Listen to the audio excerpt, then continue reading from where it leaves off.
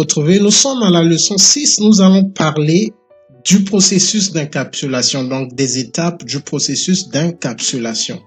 Nous analysons ces étapes en se basant sur l'exemple de l'utilisateur d'un PC qui souhaite visiter une page web du site www.cits-training.com hébergé dans le serveur B. Nous sommes ici dans le contexte d'une communication client à serveur. Il y a aussi la communication client à client. Alors, ce que je vais dire, c'est que si nous venons ici sur Packet Tracer, la communication client à serveur ira du PC 0 au serveur ou encore du PC 1 au serveur. Il y a aussi la communication client à client, c'est le cas où un PC se connecte à un autre PC. Alors, la différence d'une façon simple est que le serveur peut rendre service à plusieurs autres clients au même moment. Donc, c'est un peu ça la différence. Alors, la première chose, lorsque nous voulons accéder à une page web, la première chose, bien sûr, est de saisir l'adresse du site sur le navigateur web. Donc, nous partons sur le navigateur, nous saisissons le nom du site que nous voulons visiter.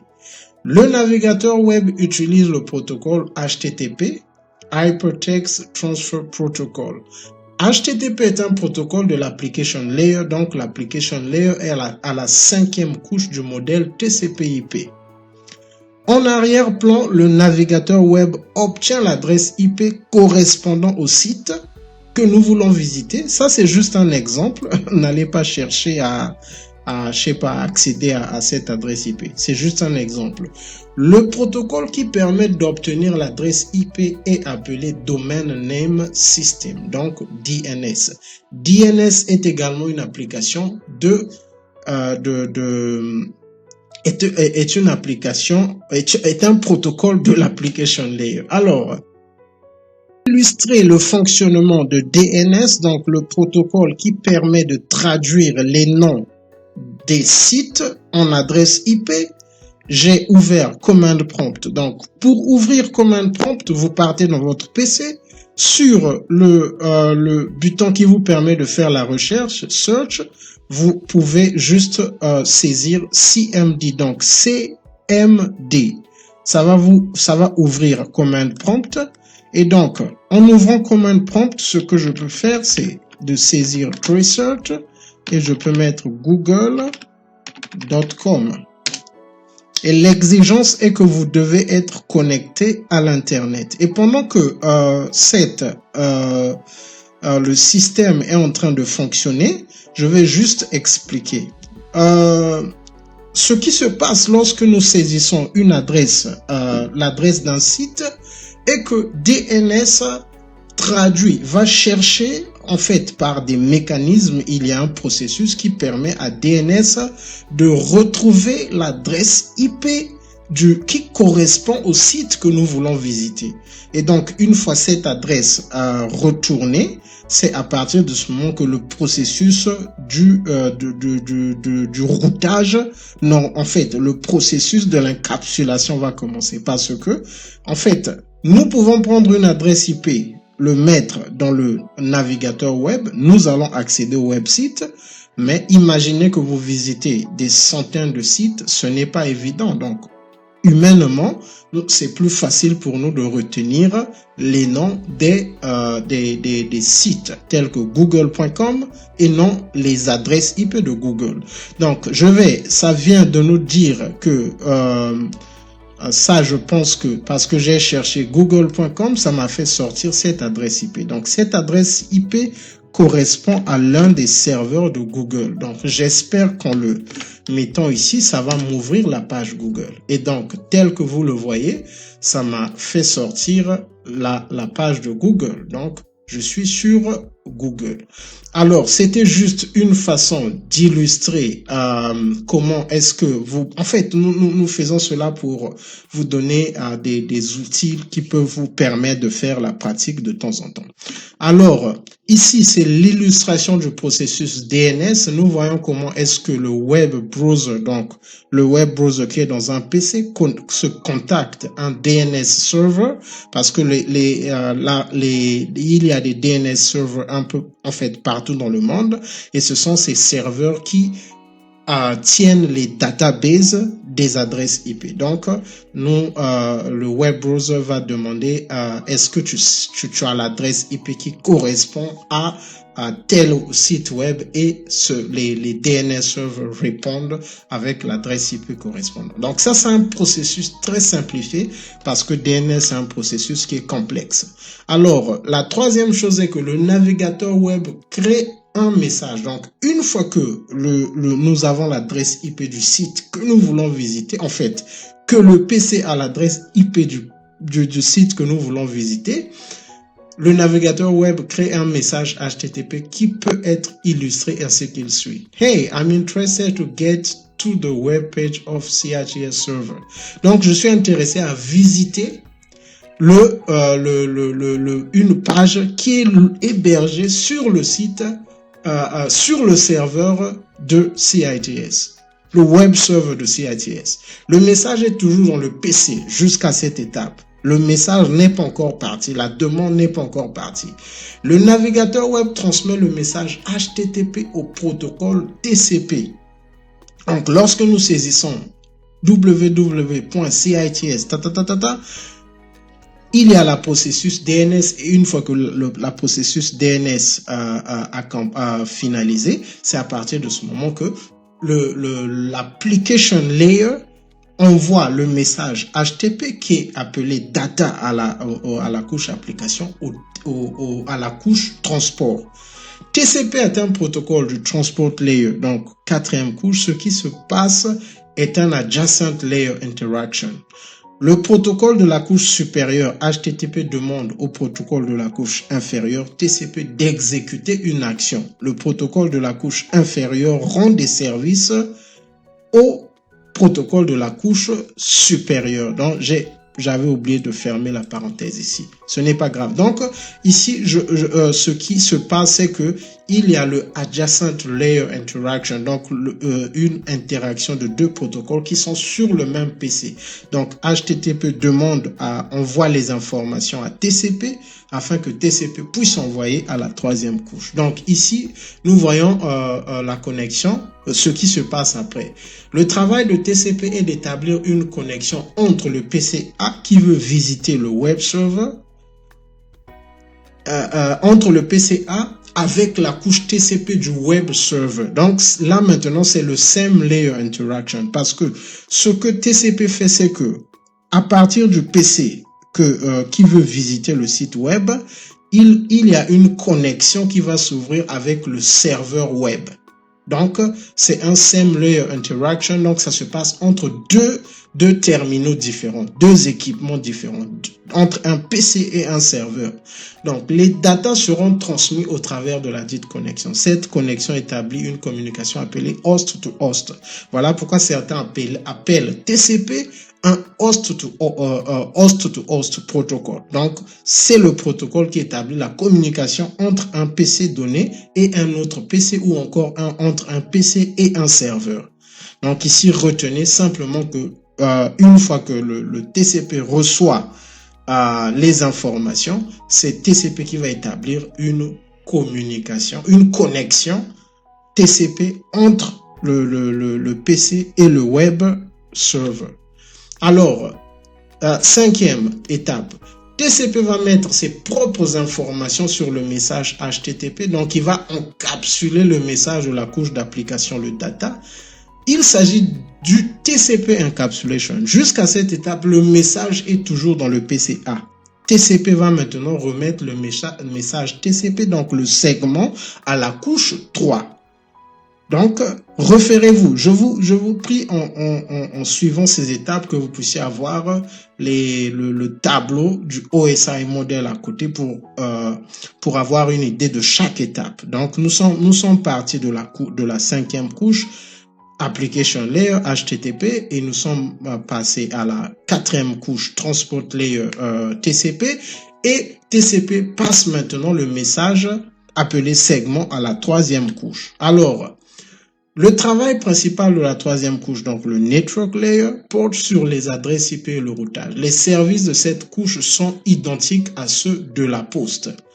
Le network layer a besoin de deux adresses. Donc, l'adresse IP du PC qui transmet le message et celle du serveur qui reçoit le message. Et nous avons déjà vu comment obtenir le message du web server, c'est au travers de DNS, du processus de DNS. Le network layer va faire passer le message de routeur à routeur. Donc, l'exemple, c'est comme la poste transmet un message de poste à poste jusqu'à livraison à la destination finale.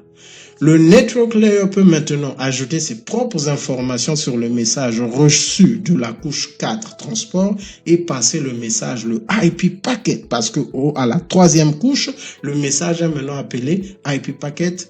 Donc, ce message sera transmis à la couche data link, la deuxième couche. Donc, ici, on nous montre l'exemple du routage des IP, des paquets, des IP paquets, comme les services de la poste. Donc, lorsque la poste, vous déposez une lettre dans votre boîte à lettres, la poste va les envoyer à son bureau local et va les faire passer des bureaux de poste de bureau à bureau, selon la route, jusqu'à ce que votre courrier arrive à la destination finale. Donc, ici, ces bâtiments, ces bureaux de poste que vous voyez peuvent être comparés à des routeurs. Lorsque nous allons évoluer, nous allons voir comment est-ce que les routeurs font ce travail.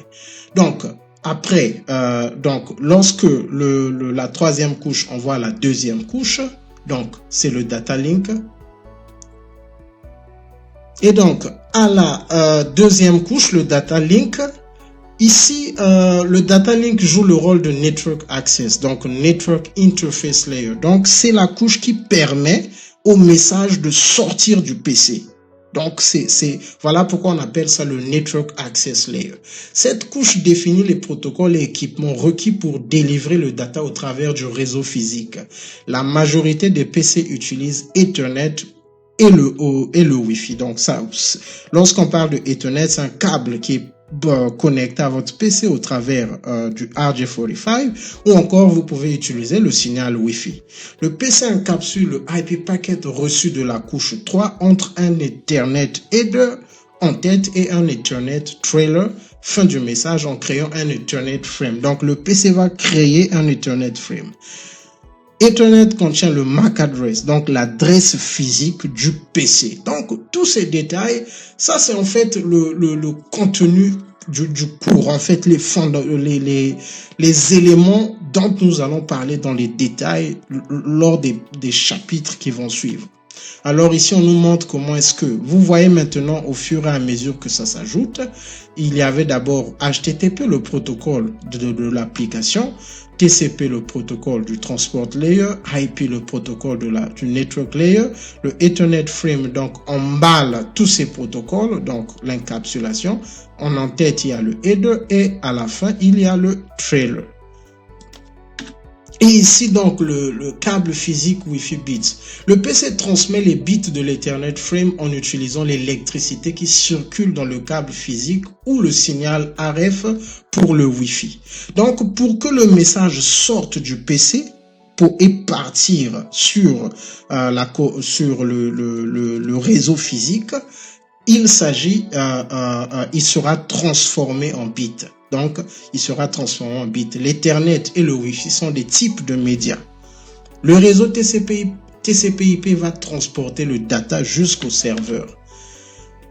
Le web server va recevoir le message au travers du câble physique Ethernet ou du signal Wi-Fi et recréer les bits reçus en interprétant la signification du signal électrique reçu. Ça, ce sont des détails qui ne nous concernent pas vraiment au niveau du CCNA. On n'a pas besoin de rentrer dans ces détails, mais c'est juste pour expliquer ce qui se passe au niveau de la réception, donc du web server. Le web server va déencapsuler parce que nous savons que au niveau de l'équipement qui envoie, donc dans ce cas le PC, c'est l'encapsulation, c'est-à-dire emballé. Au niveau de l'équipement qui reçoit, c'est le déencapsulation. Donc il va commencer à déballer, enlever selon aussi les étapes. Donc déencapsuler le data reçu en enlevant le Ethernet header et le Ethernet trailer parce que ça se trouve à la deuxième couche. Donc lorsque le message arrive à la couche physique, il est livré au PC. Donc, la première couche qu'il reçoit, c'est en fait le premier point de contact en termes de TCP/IP au niveau du PC, c'est la deuxième couche. Donc, pour faire simple, le message arrive par le câble physique ou le Wi-Fi. Le PC, au travers de la deuxième couche, donc le data link, va déballer, va enlever le Ethernet header et le Ethernet trailer.